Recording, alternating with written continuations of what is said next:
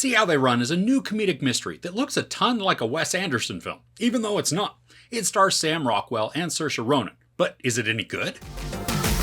In the West End of 1950s London, plans for a movie version of a smash hit play come to an abrupt halt after a pivotal member of the crew is murdered. So the accuracy of this comedic mystery is actually uncanny. It centers around the West End production of Agatha Christie's Mousetrap, an ensemble murder mystery that drew inspiration from a real-life case. Now, part of the agreement with this play and the story is that the story couldn't be published as a book or as a film as long as the stage production was running, which is exactly what's transpiring within this film. Sam Rockwell plays an inspector sent to investigate a murder on the set of Mousetrap. Saoirse Ronan is a constable assigned to assist, and their dynamic, it's absolutely awesome. Ronan is quirky and funny with a line delivery that capitalizes on the humor of the script, and she's got great timing, and Rockwell then feeds off this with ease. They go back and forth effortlessly. I mean, it made me chuckle out loud a bunch of times throughout this. And it's not just with the dialogue, even though that is quick and witty, but they also are able to create good humor with just their looks and their facial expressions. Subtlety is key, and they both are excellent in it. This has a pretty decent cast of characters, with some of the standouts being Adrien Brody, Dickinson, Ruth Wilson, Pippa Bennett-Warner, Shirley Henderson, and David Oyelowo. Now, most of the players are semi-strangers to us, which helps to obscure motivations and then create a lot of doubt. We do get insight into the ones we need to, but the story never stops down to giving a bunch of exposition on any one character outside of Rockwell, Ronan, or Brody. And that's because Brody narrates part of this for us, so it's natural he'd include himself. The humor in this is semi-self-aware, typically taking cues from the narration by Brody, or maybe a line from a character that then creates a transition ironically. The set and the costume design, they transport us to the 50s, creating a very authentic look and feel. And when bad things happen to people, the whodunit portions of the story are both tense and they're lighthearted. Now, I liken this a little bit to Clue or Knives Out, where the action that's playing out does have some weight to it, and the mystery is actually intriguing, but the entire thing is just fun to experience. The story takes itself just seriously enough to be compelling and engaging, but not so seriously that it can't create levity within the storytelling.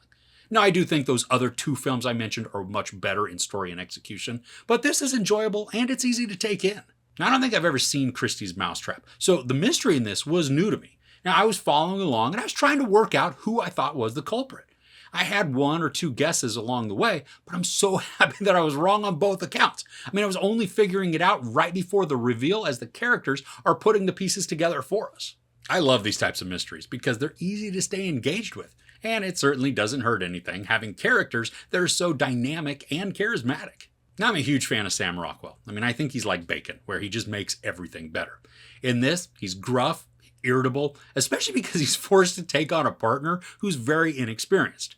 Now, Rockwell is playing a British inspector, but his accent, it is kind of wonky. At times it sounded British, but other times it felt like he was just kind of mumbling or making his voice really gravelly in order to cover up any vocal shortcomings.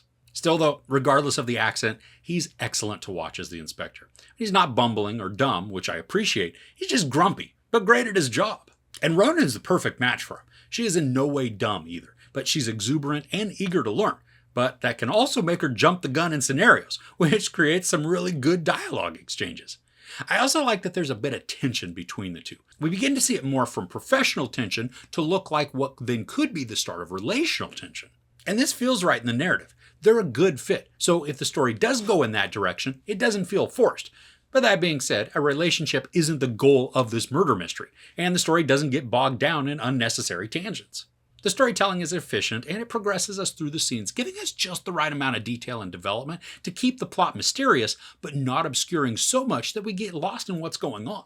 And this relies heavily on the dialogue, providing clues to eke out the information as that story goes along. And the production feels like we're watching a stage play, just on a more expansive stage. The music ramps up dramatically at all the right moments and the characters react in large movements so that we just can't miss their emotions. This feels like the perfect length for the story at just 98 minutes. The time flies by and it doesn't drag or get boring. I'm especially impressed with this movie considering that this is director Tom George's feature-length debut. He's got to wrangle a twisting story with a large cast of characters amidst a period piece backdrop, and then have it all gel together in a way that maintains curiosity without overcomplicating the execution to make it accessible and easy to follow. So overall, See How They Run borrows the charm and intrigue of an old stage production, channeling the mystery of an Agatha Christie story and then infusing it into a situation that touches the real world. Rockwell and Ronan feed off each other to create dynamic and humorous exchanges that are then complemented by an excellent supporting cast full of wit. The riddle of the story is enjoyable and layered, but it's never too complex for its own good. And while this isn't the best whodunit ever, it's lighthearted, amusing, entertaining, and worth checking out. There's no sex or nudity, barely any profanity, and a bunch of violence. I give See How They Run 3.5 out of 5 couches. So do you have a favorite mystery movie? Let me know what it is in the comments below. If you enjoyed this review, please give it a like. Also, don't forget to share and subscribe. I'm Chris. This is Movies and Munchies. Thanks for couching with me.